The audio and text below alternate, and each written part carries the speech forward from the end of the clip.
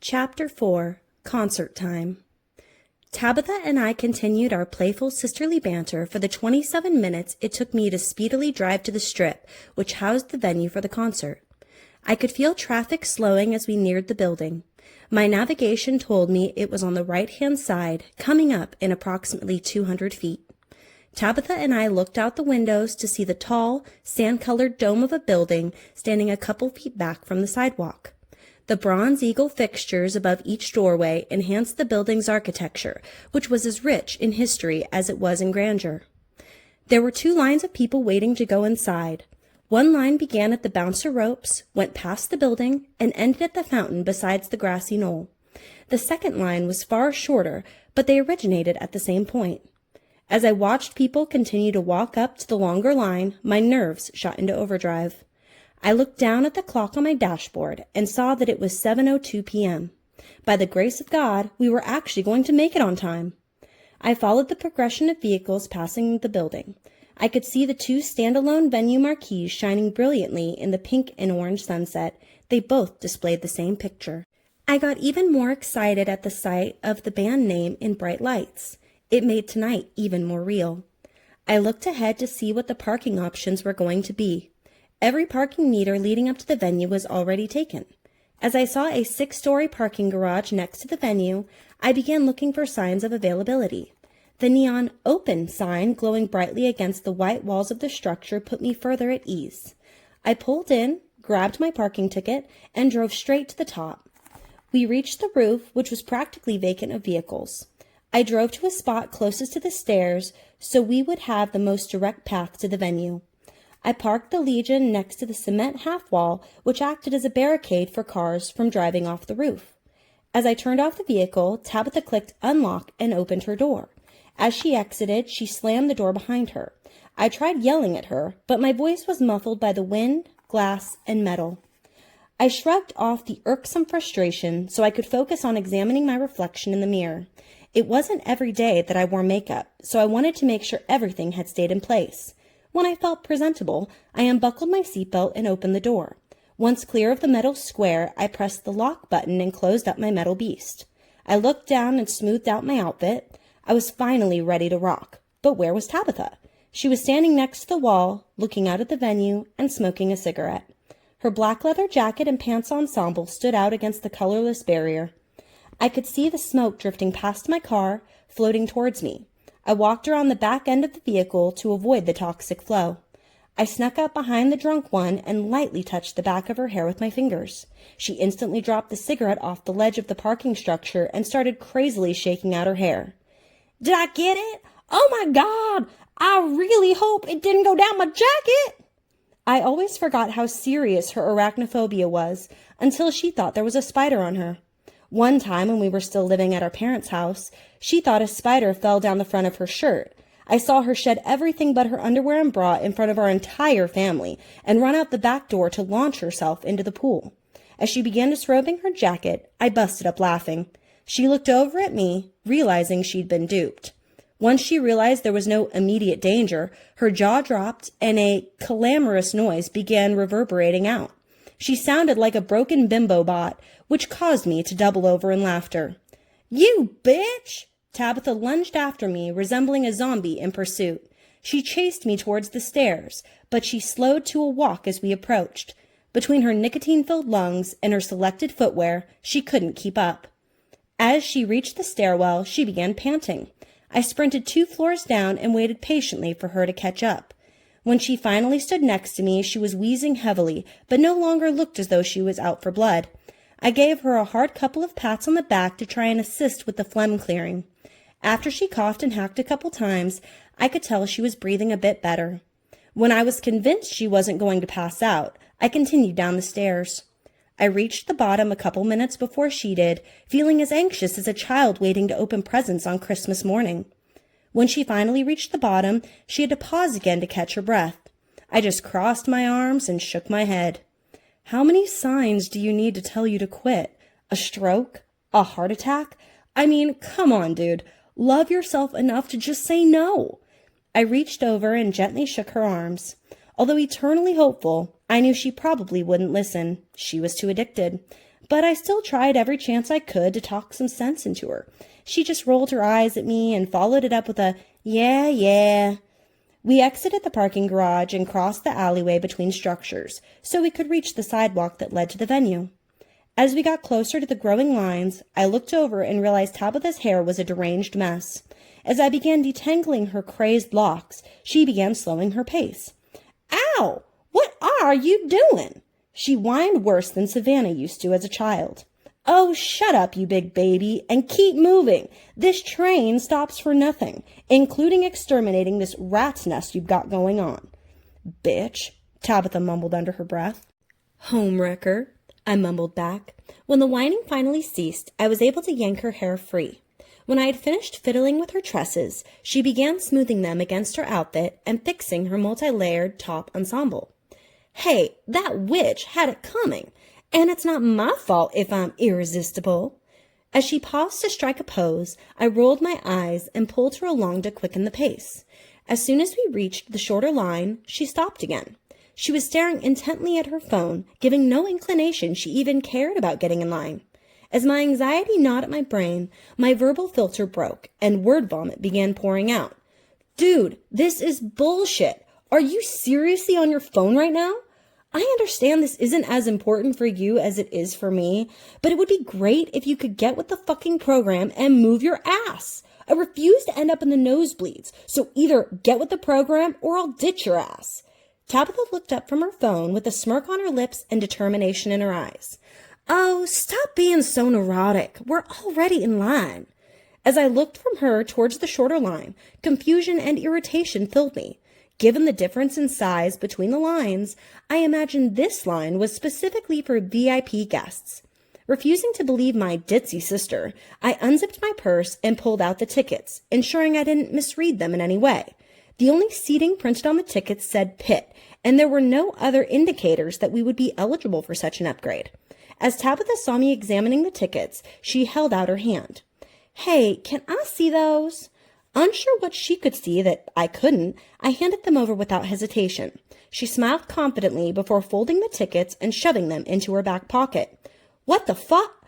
Before I could finish my response, Tabitha shoved her hand over my mouth to cut me off. "Just trust me. This is where we're supposed to be." I took a deep breath and blew out my angst against her glistening nails. Given my sister's ability to sneak into any venue just by flashing a smile at a bouncer, I knew she must have a plan. As my demeanor cooled, she began removing her hand. Once free of oral hindrance, I rolled my eyes and stuck my tongue out at her. "And y'all say I'm the immature one," Tabitha playfully chided. I nudged her shoulder, which caused her to scrunch up her nose before returning the impish jolt. We erupted into laughter over our sisterly antics, causing a few passerby to warily gander.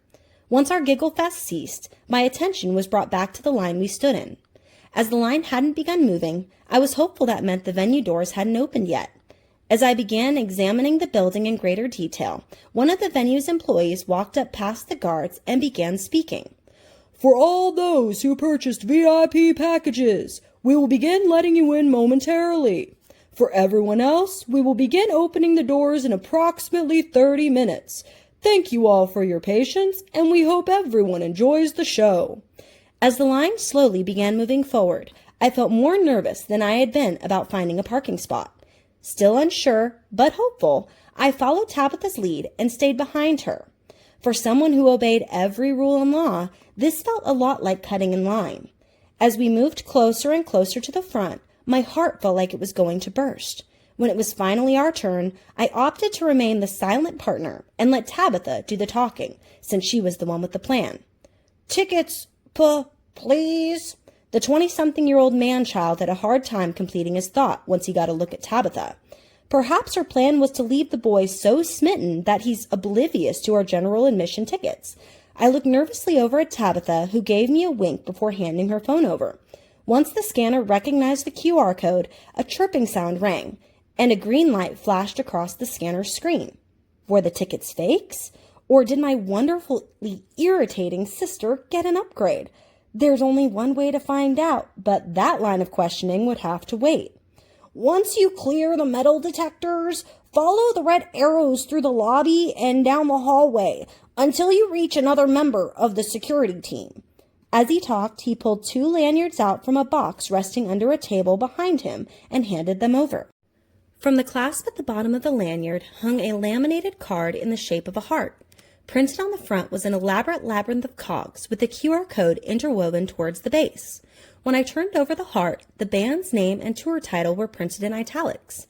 Tabitha and I pulled them over our heads and fixed them to lay in the middle of our chests. He reached down to pull a radio out from inside his cargo pants and pressed a button to start talking. He turned his head away from us and started mumbling something into it.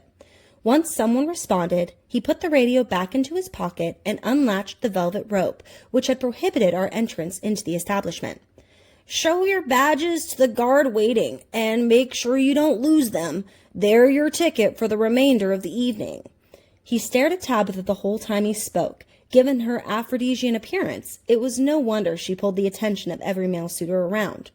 To my surprise, she seemed just as entranced with him as he was with her. Feeling my impatience bubbling over, I knew I had to say something or we might never make it inside. "Will do, and thank you." Once we cleared the metal detectors, I pulled Tabitha towards the oblong archway looming in the distance. Entering the foyer felt a lot like entering a castle. Many of the walls were still comprised of naked brick and mortar, with only a few accent walls plastered, painted, and decaled with the building's name and Avis emblem. Huge chandeliers hung from the elevated ceiling, filling the room with twinkles of light. To the right, a merchandise booth was set up and busy attracting guests. The remainder of the indoor attendees were busy occupying the counter space at the bar opposite the booth. As both were beyond capacity, I figured there was no point in trying to shop now. I noticed Tabitha's pace slowing once more as she stared at the busy bar. "Don't even think about it." But nothing. "We aren't going to miss out on any of the perks of tonight because you can't say no. I'm putting my foot down." I looked down and realized I had coincidentally put my foot down as the words came out. "See, it's down. And another. And another." I continued walking, dragging her resistant body in the direction of the arrows. Once we were at a safe distance from the nagging distractions, I could no longer resist the urge to gain clarity on what happened outside. "So, little sister, care to share how you managed to get us upgraded tickets? I know the show was sold out weeks after it was announced." "I have my ways. Sharing is caring, you know." I looked over at Tabitha and gave her the biggest pouty face, hoping my puppy dog eyes would make her dish the details. Tabitha looked over at me, rolled her eyes, and looked back toward the direction we were heading. "I may know a guy who knows a guy who happens to know the owner of this venue. Needless to say, I was able to get our original tickets drastically improved." I'm not even going to ask what you had to do to procure these, but thank you for whatever sacrifices you made to ensure tonight rocks. Tabitha looked over once more, this time with a devilish gleam in her eyes. She wrapped her arms around my neck and pulled me into a side hug. "Only the best for my favorite sister." Tabitha planted a kiss on my cheek before squeezing my shoulders and releasing her hold. I worked to pat dry rather than wipe the spittle she left on my cheek, hoping that none of the blush would be splotched. As we made our way down the hallway, which circled around the arena, I could hear instruments being tested inside the auditorium. As the band was far too busy for such a mundane task, I was sure the roadies were getting the gear tuned up for the show. We rounded a corner and saw a line of people waiting behind a burly man with crazy curly locks. He seemed to be standing guard of a black door with no windows. As I saw a star painted on the outside of the door, my heart rate quickened. We waited patiently as the groups ahead of us entered the mysterious room. Once we were next, I felt my pulse shoot into overdrive. After waiting what felt like eons, the guard's radio sounded, advising that they were ready for the next group. As the guard waved us forward, I glanced back and realized we were last in line. I looked ahead once more to see Tabitha already within touching distance of the guard. I scampered forward, ensuring no time elapsed between her card scanning and mine. After the scanner chirped a second time, he nodded and reached over to open the door. As he began relaying some basic instructions, I had to work hard to listen. For being such a large man, and given his chosen profession, he spoke rather quietly. You're going to go through this door, past the black drapes, and into the next room. Once you finish meeting the band and having your picture taken, you'll follow the red arrows to the exit door at side stage. There, you'll find another guard who will direct you further." My heart was pounding like a jackhammer. We both gave a couple shrill squeals before proceeding to quickly reel in our bouts of girlish excitement. We had to remain composed or fear embarrassing ourselves in front of rock gods. Well, I guess more so me than Tabitha, as nothing could embarrass that girl. As Tabitha and I dropped our hands and began moving towards the door, I opted to let her go first. As I followed her through the doorway, I could feel a gust of wind push us forward as the door shut behind us. As she moved forward, she began pushing the layer of curtains aside, which caused light to begin peeking through. I put my hands out in front of me to brace for the falling drapes. I kept walking, feeling the velvety soft fabric brush against my fingertips. I finally made it out of the darkness and into full fluorescent light. When my sight returned, I looked past Tabitha and saw that we were standing in a rehearsal room. I could see a keyboard, 3 different guitars, and a sea of couches and TVs. A group of people were waiting, beyond the obstacles, at the other end of the room. Even before they turned around, I knew who they were, and I instantly wanted to scream. It was the band! Tabitha ditched me to run over and introduce herself to Sid Conadon, the lead guitarist. He was easily recognizable with his foot-tall, black mohawk with white tips. As his face turned to gaze at hers, his nose ring twinkled in the light. He was skinny as a twig, just like Tabitha, and wore a black tank top and skinny jeans, which were almost identical to my sister's selected attire. They were so invested in each other that they completely ignored the drummer, Dylan Drake, who was standing adjacent to them. Dylan was older and plumper than Sid, but he had a younger-looking face than anyone in the band.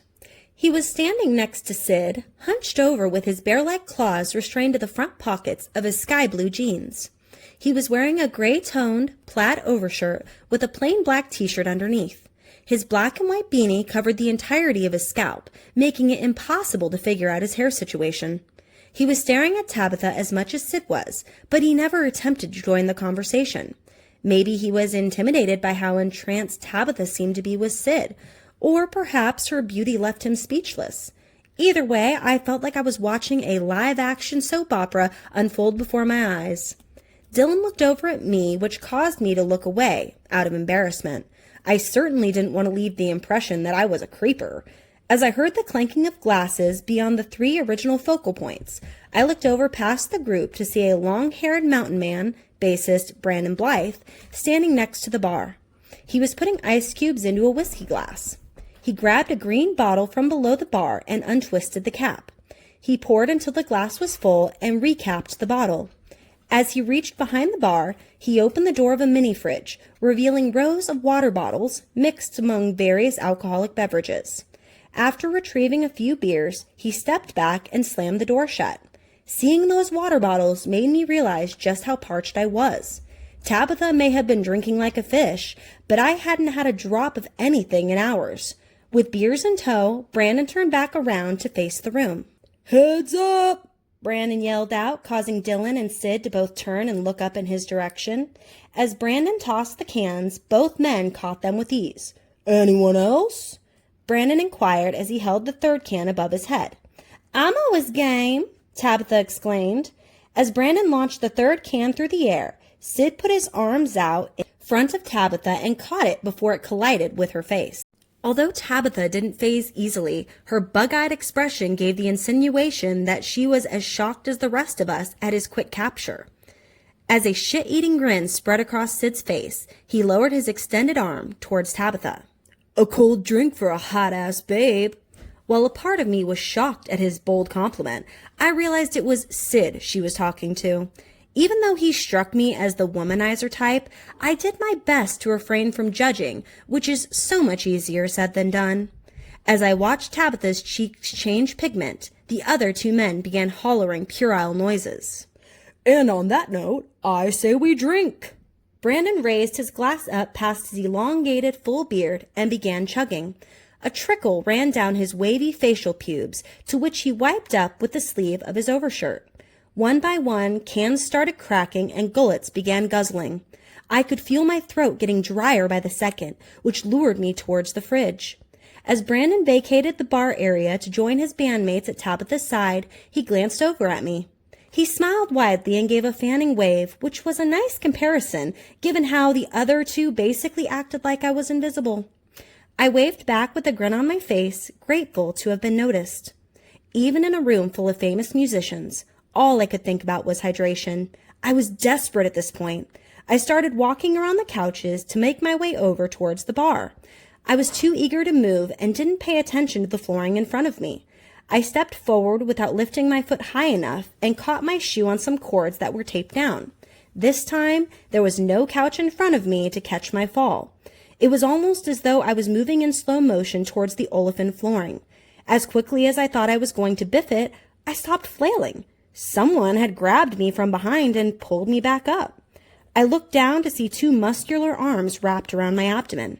Thankfully, whoever had helped me didn't grip anywhere else, or my scars would have been screaming. Once I was stable on my feet, the arms retracted, and I was once again standing alone. I took a minute to fix my outfit and hair before turning around. I wanted to thank the person who'd saved me from becoming a sprawling embarrassment. When I turned around and saw who'd rescued me, I instantly wanted to shrivel up and disappear. The two oceanic eyes staring back at me were easily recognized, as they were the eyes I'd memorized for years. They belonged to Nate LaCroix, the lead singer of the band. My jaw dropped as my body succumbed to paralysis. I was face to face with my celebrity crush, with mere inches separating us. If I was at a loss for words before, this was the tip of the pinnacle. I couldn't believe I was meeting him like this, a flailing klutz. My sister was drunk as a skunk, yet she looked graceful as a swan. I hadn't had a drink in years, and I couldn't make it across the room without trying to cause a scene. I finally closed my gaping jaw and inhaled through my nose. I was even more shocked when, instead of smelling stale cigarette smoke or booze, my nostrils filled with the sweet aroma of cologne. His scent beckoned me forward, but my morals kept me cemented to the floor. His almond eyes were accompanied by a perfectly Romanesque nose. His chiseled and shaved jawline housed moderately plump lips, which were currently slack and uncommitted. His spiky black hair contrasted his pale complexion perfectly. He was about 6 feet tall, which was the perfect height for someone of my 5'4" stature. His black, sleeveless shirt pressed tightly against his muscular frame. I could see various tattoos scattered the lengths of his arms, which enticed tantalizing daydreams about the ones I couldn't see. When I was done examining his glorious physique, my eyes raised once more to gaze into his. "Are you okay?" As he inquired, his thick Canadian accent influenced every word. Still in shock, my mind went blank, and all words escaped me. As a timid, resonated through my chest, I realized that my ability to speak had become involuntarily taciturn. I had to shake my head free of the abounding impurities before actual words could be spoken. "Yeah, I'm fine. Just another mishap in the daily life of a stumblebum." I was so busy excusing my clumsiness that I realized I hadn't conveyed proper gratitude for his assistance.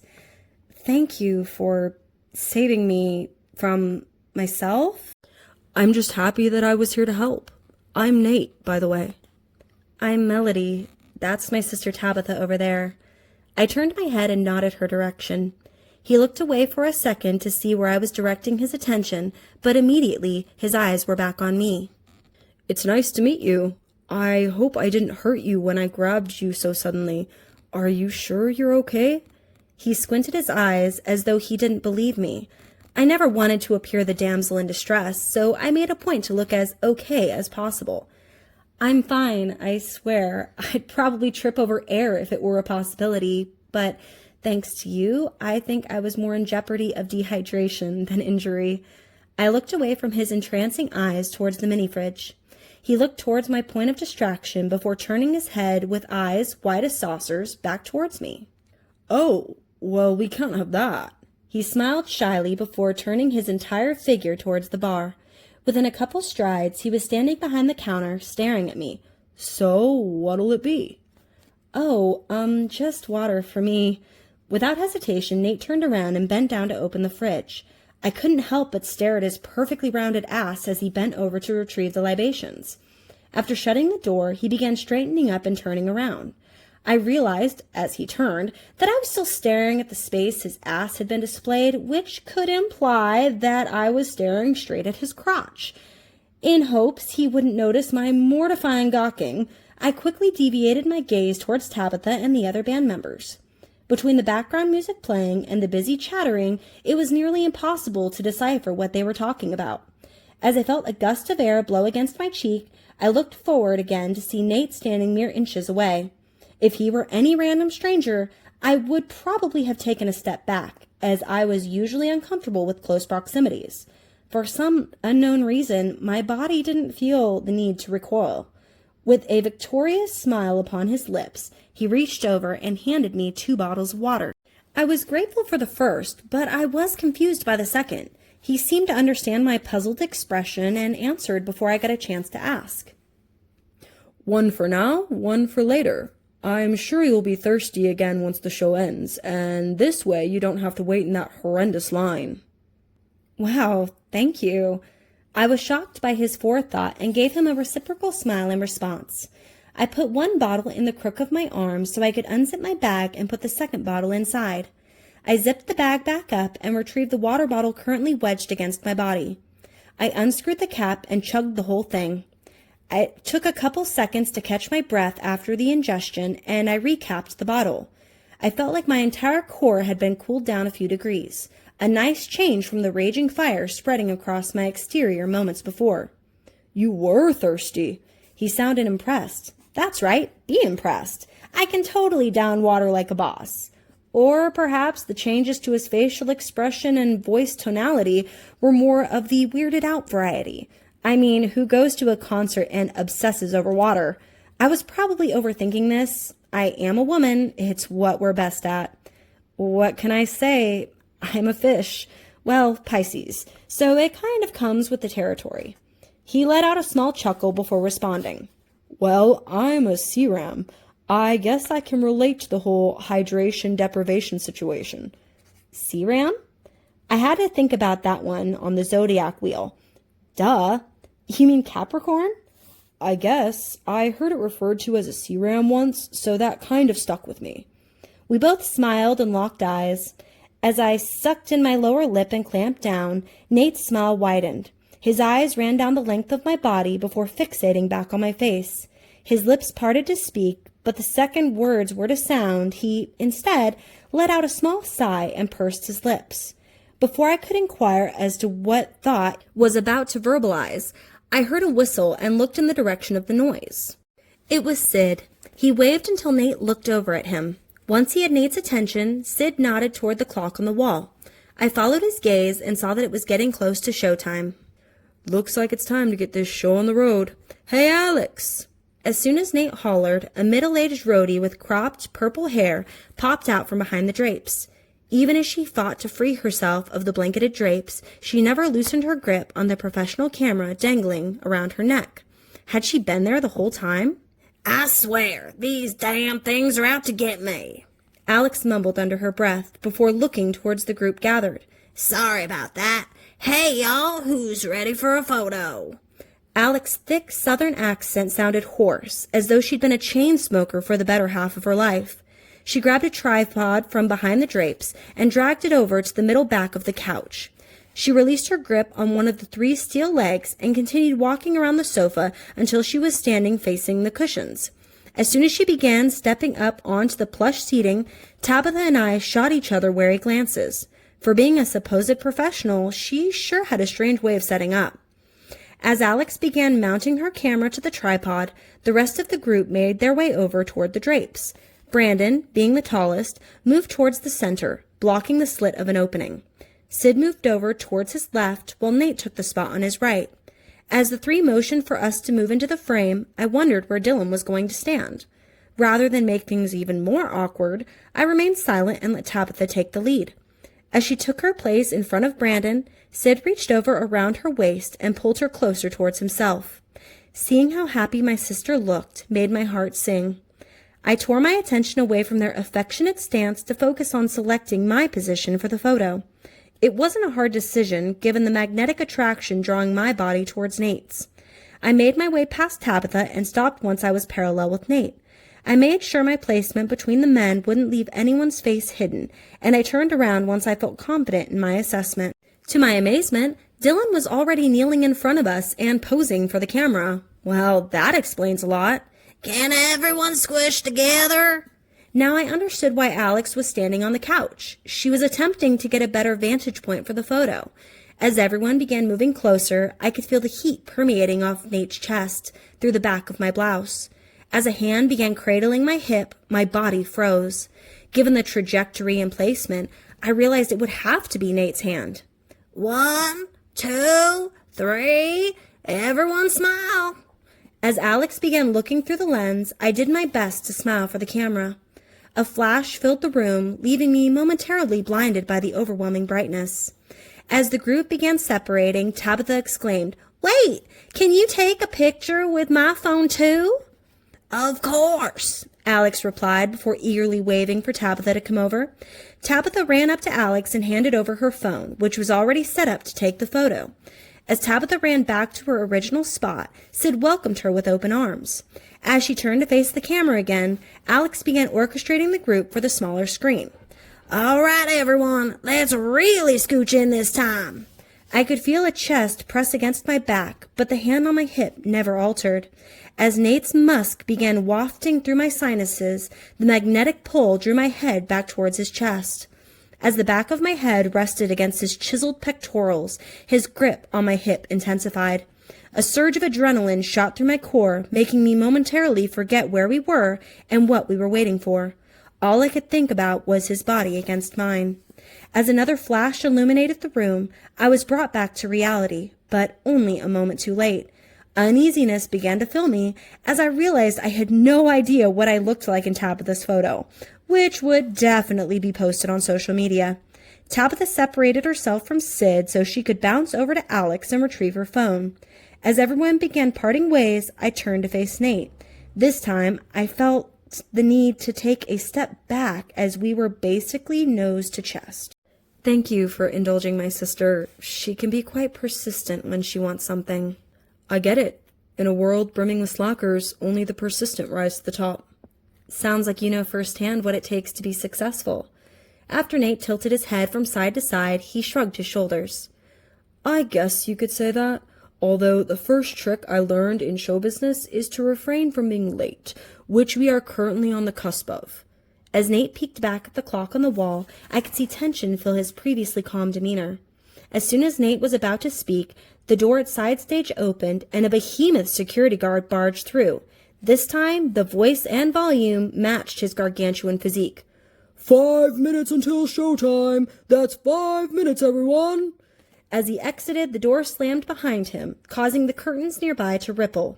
As the rest of the guys began gathering their various musical tools and instruments, Nate turned his focus back towards me. Looks like it's officially that time. The disappointment in his eyes didn't match his meager smile. He sighed before shaking off whatever was perturbing him. He replaced his mix-match expression with one of buoyant enthusiasm before continuing. Well, thank you, Melody, for such an entertaining conversation. I hope the rest of your evening is equally as enjoyable. Thank you for being as altruistic a person as you appear to be online. It'll make tonight's performance even more entrancing. Well, you've certainly got me on my A-game. His smoldering gaze awakened something deep inside me that I hadn't felt for a long time. Something carnal. Something in those eyes stirred a yearning I thought died long before my previous relationship had. To keep myself from succumbing to moral weakness, I shoved my hands behind my back and locked my fingers together. I gave a wide smile and turned to walk away. As I took a step away, my body halted. My inner monologue couldn't resist one last solid word vomit before departure. I turned just enough to look at Nate as I spoke. And good luck tonight, although it's not like someone of your magnificence needs luck. I turned around and did not look back. I decided if I couldn't start the conversation the way I had envisioned, I would end it on my terms. I walked over toward Tabitha, who was still talking to the other 3 men. I walked up and wrapped my arms around her like a lasso. I started pulling her away from the group and toward the door the guard had exited through. She waved goodbye to them from under my grip around her upper arms. They waved back and gazed after us as we awkwardly shuffled through the stage door. As soon as we opened the door, the Titanic guard stepped aside to let us out of the room. I took one last look through the door frame, and to my elation, Nate was staring back. As the door shut, I shook away the butterflies dancing around inside my empty stomach and focused on the two sets of eyes boring into me. "And you say I'm easily distracted," Tabitha teased. As I readied to chide her back, the impatient guard began excessively clearing his throat. Once our focus was on him, he rolled his eyes and began relaying instructions. "Follow the arrows toward the railing in front of the crowd. Once you reach the openings at the center, show the guard your badges and he'll let you into the front of the pit." We followed the neon arrows, eventually making our way to side stage of the barricade. There were multiple photographers lining the front of the stage, prepping their equipment for the moment the band appeared. We worked our way down the path until we were right outside the pit area. We approached the homely guard and wasted no time in lifting our badges for scanning. Instead of scanning them, he nodded and moved aside to let us pass. When we went inside, there was a sea of people waiting. I held tight to the fence to make sure that no one could push me out of the way. Meanwhile, Tabitha kept looking around, appearing to be on a mission all her own. As the lights began strobing, the background music faded, and a haunting tune began blaring. Tabitha yanked on my sleeve to get my attention. When I leaned in toward her, she got right up against my ear to speak. The music was so loud I could still barely hear her. "I have to pee! I'm gonna go find a bathroom! Save my spot!" She didn't wait for my response before taking off into the mob. I couldn't believe she was about to leave before the best part of the show. My favorite part of any concert was seeing the band emerge on stage, especially Your Darkest Temptation, YDT for short. They always brought out the coolest effects during their introductory song. As those words crossed my train of thought, silver glitter erupted from cannons at the front of the stage. Multicolored light streams flashed across every section of the room, giving the falling glitter a diamond-esque effect. As the shimmering dust rained down, my whole upper half became a human disco ball. This must be what a stripper feels like. As the lights faded, the name of the band and tour logo filled the towering stage screens. One by one, the band members emerged, sending the crowd into a volumized frenzy. First was Dylan, who held up his drumsticks as he walked to his seat behind the drums. A keyboard was set up next to the drums, allowing for easy multitasking during the performance. He started off testing out the dangling microphone in front of his face by making a popping noise. I thought bands usually check that before the actual show starts. Maybe just a double check. As he was getting set up, Brandon came out wielding his neon green electric guitar. He'd secured his hair with a rectangularly folded bandana, no doubt to keep his vision clear for speedy guitar riffs. As he walked, he lifted his guitar up into the air with one hand and raised devil horns with the other. Next to enter the stage was Sid. He walked out with his slick black electric guitar already strapped on. As he walked, he began playing. I instantly recognized the tune from their most recent album. After about 30 seconds of amped-up harmony, Nate entered from behind the drum set. He started waving his double-fisted devil horns at the sea of screaming fans. As the screams subsided, Nate started belting out the lyrics that went along with the gothic notes. When he sang, I could see concentration lines form across his forehead. As he belted out the beautiful lyrics, he almost appeared to be pained. But when he stopped singing to let Sid and Brandon bust out solos, a savage expression would crease his brow. It was kind of intimidating, but in an oddly attractive sort of way. Then he would smile at the reaction he got from the masses, and my heart would soften all over again. Knowing how true his stage persona echoed his daily mien made him even more scrumptious to observe. As my attention was focused on the stage, I took little notice of the bodies bumping against me. It wasn't until an elbow hit the back of my shoulder that my subconscious beckoned me to look. As I turned my head to visualize my assailant, I could see Tabitha making her way back to her original spot next to me. As her elbow almost collided with my cheekbone, I threw my head back and evaded her swing.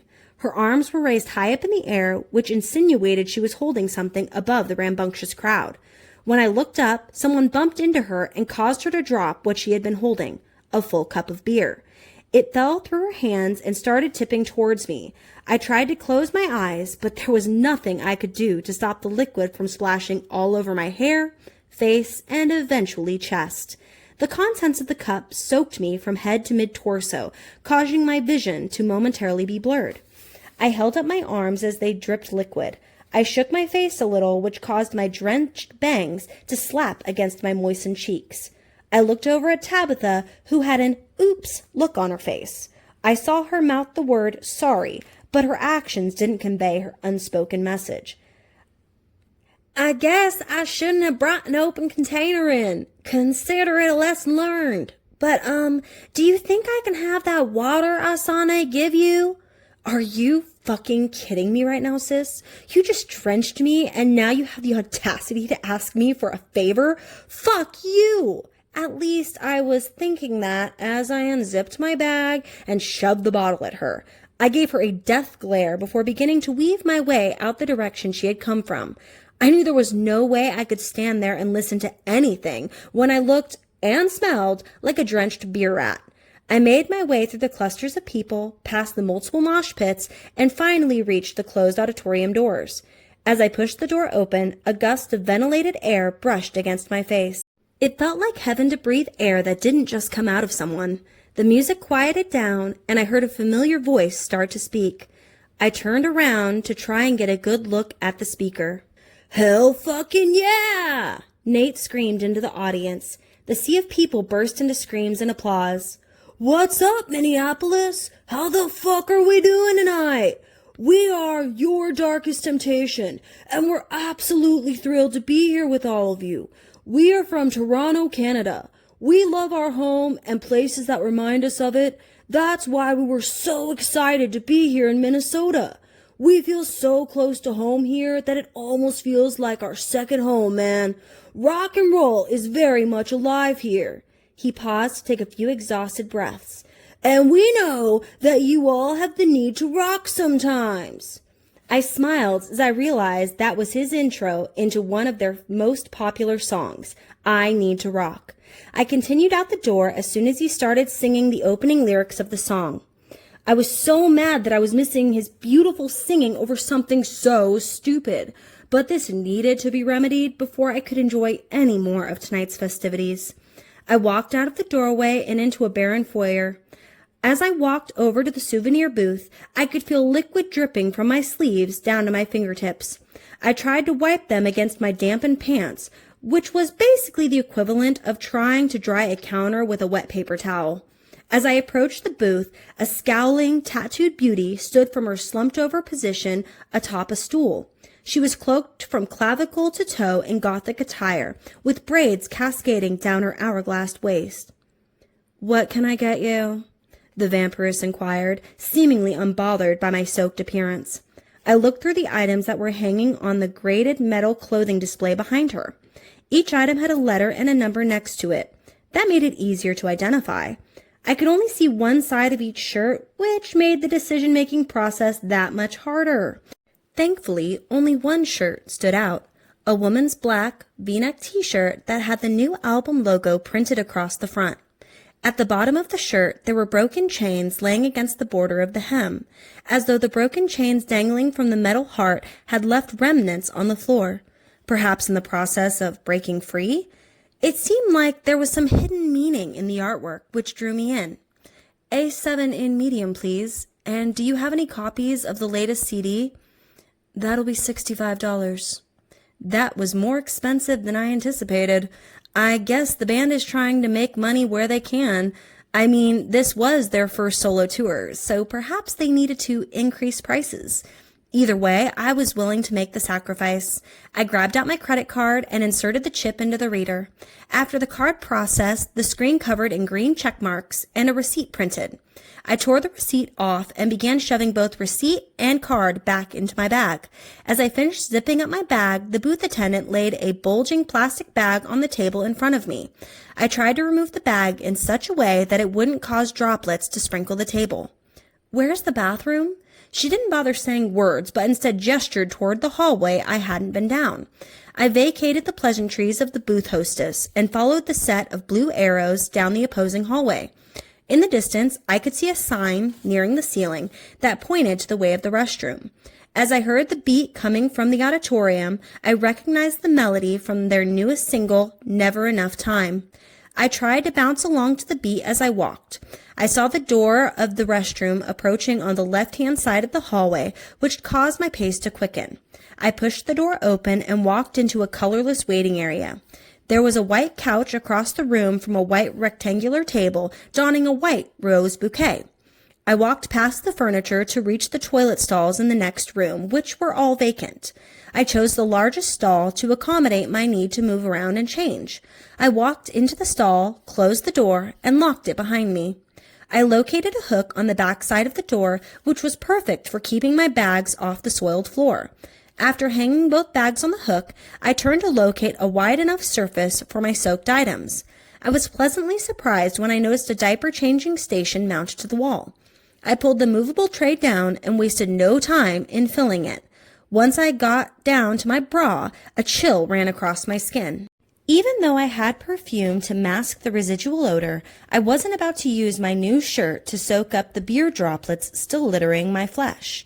The only temporary solution would be to find something clean and dry to wipe up the remnants. Then it hit me. I'm in a public bathroom. There's bound to be paper towels next to the sink. I opened the stall door and peeked my head out. I looked around to see if anyone had entered while I was distracted. As the coast appeared clear, I dashed out of the stall, still wearing a bra, pants, and boots, and ran to the sink across from the stall. I soaped up my hands, chest, and arms, ensuring no sticky residue remained. I quickly rinsed each limb and used half the pile of folded paper towels atop the counter to dry myself off. Although a shower would definitely be in my future, I felt refreshed enough to finish changing. As I heard footsteps, I dashed back inside my stall and slammed the door shut. I heard a couple giggles erupt from a couple drunkards walking in, leaving me hopeful I wasn't the cause of their laughter. Once the door was locked, I began rummaging through the bag for the new shirt. I placed it delicately on top of the toilet tank lid. I grabbed the CD out of the bag and put that next to the shirt. I shoved my hand inside the bag and pulled it inside out over my arm. I reached over with my hand inside the bag, like you would with dog poop, and picked up the soiled blouse. I turned the bag right side out and let the rest of the dangling pieces fall inside. I tied the plastic loops tightly, hoping to keep any beer smell enclosed. I put the bag on the floor and retrieved my perfume from my backpack. I spritzed myself a few times around my chest and stomach, hoping that the perfume would mask any stench my hair would emit. I grabbed the CD and turned to place both items inside my backpack. I grabbed the new shirt and pulled it over my hair, careful to avoid the moistened areas. I pulled the shirt down until it was positioned correctly. The new shirt smell and perfume wafted up at me from my cleavage, which caused a minute sense of relief to wash over me. I didn't bother smelling my hair, as that was a hopeless cause. I looked through my bag to see if there was a hair tie hiding among the other items, but I had no such luck. I placed the lanyard inside and zipped the bag closed. I grabbed the bag off the hook and held it out in front of me with 2 fingers, ensuring I kept some distance between myself and the tainted satchel. I looped my finger of my vacant hand through the bow in the tied plastic bag and yanked up until it was swinging in the air. I joined the bags together before using my newly vacant hand to unlatch the door. Once it was no longer hindering my path, I walked over to the sink and threw both bags on the counter. I took a deep breath and looked up at the mirror above the sink. An exacerbated sigh escaped my lips as my reflection came into view. I had mascara and black eyeshadow running down my cheeks. Between the smears of my foundation and my glitter-bombed exterior, it looked like I'd been crying at a rave. Even though a part of me wanted to try and fix what makeup remained, the stickiness from the beer made it impossible. I grabbed my sanitizing wipes out of my backpack and started wiping the makeup disaster off my face. It burned, but I refused to leave looking this terrible. I finally got most of it cleared away, with only a little mascara and lip stain remaining. It almost looked natural. The red splotches were already starting to fade back to my skin's natural porcelain tones. I threw the used wipes and leftover paper towels into the garbage flap in front of the counter. As I heard another song begin, I hurriedly reached into my backpack and grabbed out my phone to check the time. It was already 8:36. While I detested the idea of wasting more time, I couldn't envision the blouse I spent hours crafting ending up getting destroyed in a mosh pit. I would rather just take all the unnecessary crap to my car. I put my phone in my pocket before grabbing the wet lanyard and unclipping the ticket from it. I shoved the ticket in my pocket and threw the lanyard back in the backpack before zipping it closed and throwing my arms through both straps. I shoved one arm under the tangled tendrils to release them from captivity before grabbing the second bag and bolting for the door. I walked out of the bathroom and looked out to find the hallway barren. I was grateful, as the lack of bodies would make this excursion quicker. I speedily walked down the walkway and slowed as I readied to turn the corner. The last thing I needed right now was a head-to-head collision. As I entered the foyer, not a soul was in sight. Even the intimidating booth attendant and bartender were MIA. I tried not to think too much about it, as I was determined to get this stuff to my vehicle as quickly as possible. I ran through the foyer and threw the entrance door wide open. As soon as my feet touched the sidewalk pavement, a deathly breeze blew through me. I felt like it stole every ounce of heat from my body, which caused my bones to begin rattling. And just when I thought the day couldn't possibly get worse, the realization hit that I, once again, had forgotten to grab a jacket. Through chattering teeth, vulgarized curses poured like fire into the chilly autumn air. Knowing I had no jacket to comfort my cooling flesh, my only remaining solution for the cold would be to run. I sprinted from the entrance of the building, down the sidewalk, and through the intersection. I continued running at the same pace through the parking structure until I reached the top floor. I was panting and tired, but I didn't stop moving. I just slowed down to a walk while I steadied my breathing. I reached the Legion, no longer feeling autumn's bitter sting against my skin.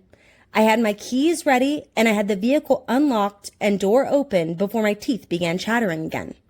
I threw my soiled bag on the floor of the passenger seat before rummaging through my backpack for any remaining necessities. Once I ensured everything was within grasp or confined to pockets, I shoved my pack onto the floor alongside my disposable bag. I checked that both bags were tucked out of sight before pressing the lock button and closing the door. I started running back the way I came, careful to watch my footing as I sprinted towards the enclosed staircase. I flew down the stairs, past the intersection, and down the sidewalk until I was once again at the venue doors. I reached out to open the door, but it wouldn't budge. I tried the other door, but it was locked as well. The lack of movement brought my core temperature down, causing shivers to ripple through my torso. I peered through the windows to see if anyone was walking around, but I was left at an unfortunate loss. Then the idea struck me. Call Tabitha. She's inside, so she could come out and let me in. I grabbed my phone out from my back pocket and lifted it up until the screen came to life. I saw I already had a text message from Tabitha waiting. Tabitha, 8:47 p.m. Where are you? I'm sorry about what happened, but I hope you know I didn't mean to. By the way, I met this guy named Jake. He can get me into that new club, Electro. I could never get in there on my own, so don't hate me, but I'm heading out. I'll let you know when I get home. Have fun oogling your new man, friend. And in case you can't get enough, here's the picture from tonight. As a picture began downloading, I clicked my screen dim. With everything that just happened, now you're abandoning me to run off with some guy you just met? Even though you just got manhandled by someone probably 10 times better than this player? I couldn't help but belt out, "Are you fucking kidding me?" As I banged on the door a few more times. I kept banging on the doors until my fists felt like they would shatter, but no one ever came into view. I turned away from the building and felt a small tear start to stream down my cheek. I couldn't believe how the tides had turned. I was stuck outside the venue with no way in and no hope of getting to listen to any more live songs. I was freezing, and the air only seemed to be getting colder. I knew that if I stayed out here much longer, I was sure to get sick or freeze to death. I started retreating toward the parking garage, this time feeling cold and defeated. I shoved my arms inside my shirt as I walked, attempting to brace my naked flesh against the biting gusts. My icy skin caused my abdominal scars to burn, which I viewed as a physical manifestation of the internal agony I was currently experiencing. Once I reached the parking garage, the wind tunnel worked to expedite my sluggish pace. I reached out from under my shirt and quickly opened the stairwell door so I could throw it open and my body inside. I slammed the door shut behind me, grateful for the instant barrier against the raging wind. As I trudged up the stairs, each step I took reminded me of the defeat I felt inside. I channeled the negativity into productivity, using it as fuel to climb the remaining stairs to the topmost platform. As I reached the door, I took a couple calming breaths to prepare myself for the excursion ahead. As my heart rate steadied, I withdrew my arms from inside my shirt and reached for the handle. The metal sent chills across my skin, reminding me of what awaited outside. I shook away my hesitation and threw open the door. After checking for clearance, I booked it across the parking lot. Once my beast was within eyesight, I began clicking the unlock button on my fob. Once my headlights reacted, I shoved the keys into my empty rear pocket and booked it for my driver's side door. The second my fingers cupped the handle, the door was open. I threw my body in and slammed the door shut, realizing afterwards that I had slammed my rear down atop my pocketed phone. With shaking fingers, I retrieved my phone and checked the screen. Besides an unread text, my screen looked just as untainted as it had outside the venue. I threw my phone into the cup holder so I could turn my focus towards waking my sleeping beast. As soon as the engine reanimated, I pushed the vents away before blasting the heater. Once heat had been reintroduced to my fingertips, I picked up my phone and opened the unread text, ensuring I hadn't missed something from Savannah. The second the text populated, the picture on the screen sent butterflies swirling inside my abdomen. As I zoomed in on me and Nate, I realized that we were mimicking stances.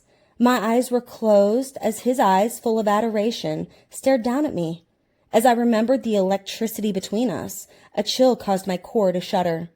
Although the heater was nice, I knew there would be no replacement for a jacket. I thought about the project house and where my jacket was hanging. The thought prompted memories of Matt, his attempt at a conversation, and the blueprints that still needed so much work done to them. I checked the time, and it was now 9:02 p.m. No one was home, and my house, room included, was a disorganized, filthy nightmare. The more I thought about it, the more tempting it sounded to just go to the project house and work on the blueprints tonight. Get it over and done with, as they say, so I could have something left of my weekend to look forward to. Plus, there was no mess there to stress out about. There was even a sleeping bag and pillow in the coat closet, in case of all-nighters. I made the executive decision that I would go to the project house to work tonight. Hopefully, something productive will come out of it. It was also 15 minutes closer than it would be driving home. I clicked my phone screen dim, shoved it back into my cup holder, and punched the address of the project house into my navigation system. After buckling up, I reached over and grabbed out my new CD. I unwrapped the plastic sheath and threw it onto the passenger floorboard. I opened the crisp case and worked to simultaneously remove the old CD and put in the new one. I cranked up the tunes before beginning my trek out of the parking garage. With no vehicles getting in my way this time, it was a smooth and quick journey. I paid the booth attendant and left the structure the direction I had come in.